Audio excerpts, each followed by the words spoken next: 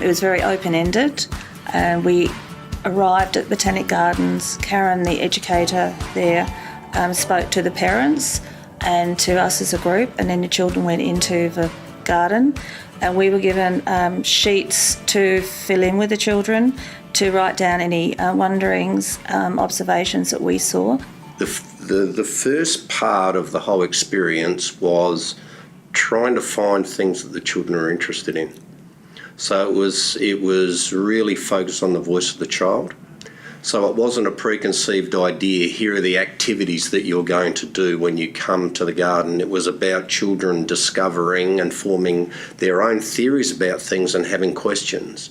But it was also about them finding problems that existed, and as Dawn was saying, that's what came to them, identifying that something was eating the plants at the Botanic Garden.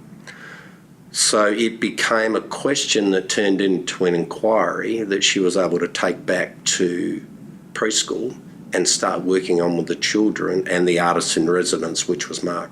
We use the early years learning framework and the formative assessment through inquiry process.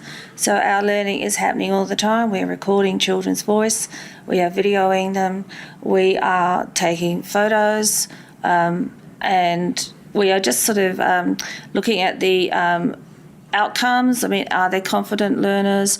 What dispositions they have? And then also incorporating with the families in this project. There would be some critical reflection between the children that was recorded in a journal, critical reflection for staff individually and as a group. And then we would be sort of looking back at where they needed their individual focus for their particular strengths, or where we needed to sort of give them a little bit more engagement for some deep learning. And that was one of the reasons we chose one particular child to focus on, because when we had done the original visit to the Botanic Gardens, he was not engaged. We went to find some evidence of what he'd been doing, and there was one photograph of him in the background, and that was it. On the first visit from Mark, the artist, there was amazing engagement, and then he took his project really right through to the next, making a cage to keep out the ducks from eating the plants, which had been their inquiry question and problem that was posed by a group of children. And what was amazing with the piece with Landon is that only one educator and I think Kim was filming were sort of watching it happen. We were all engaged with the other children. So we did not get a chance to see this until it was presented. And then it gave us a chance to see, well, what he was doing was much deeper learning and using a lot of more dispositions than we had imagined he had. He had some speech and grammar issues, and that didn't seem to hold him back in his learning at all. But it also showed his strengths in challenging himself, which we don't always see, because he was a child that would sometimes give up if he wasn't interested. So it was really fantastic to see how he could engage at all those levels. And every STEM area was included in the little project he was making. And he knew exactly what he wanted and where to go with it, gave very clear directions to Sue, the educator. And yeah, it was just an amazing piece.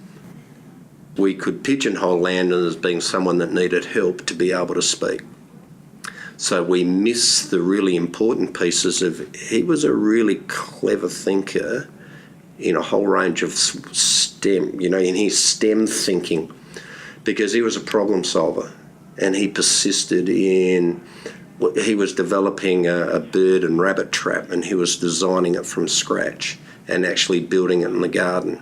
So we often underestimate what these children are capable of doing.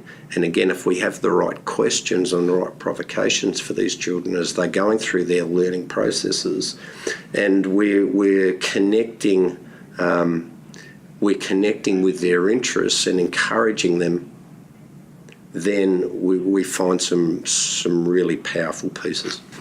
And I think that formative assessment piece that Dawn was talking about is really important, that we continue to have conversations about what we're noticing and continue to document children's learning in a whole range of ways, whether it's digital documentation she was talking about with video and photographs, or it's analogue documentation around taking notes. But it's the critiquing of that with other educators, with the children and with parents, which is really important. And in doing so, you'll often unearth some really rich nuggets, and it can be really powerful in then looking at what the children's interests are and trying to follow those interests and find that STEM learning piece. The challenge here for the educators was to find all of the STEM learning and put a STEM lens over the children's inquiries and interests and wonderings. Coming at it from a science point of view can sometimes be an easier process, but layering all of the STEM elements over children's inquiries can be something can be more challenging pedagogically for educators.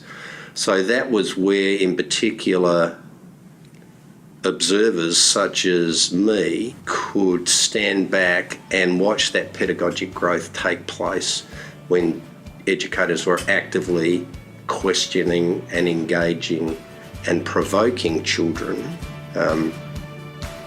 in all the areas of STEM.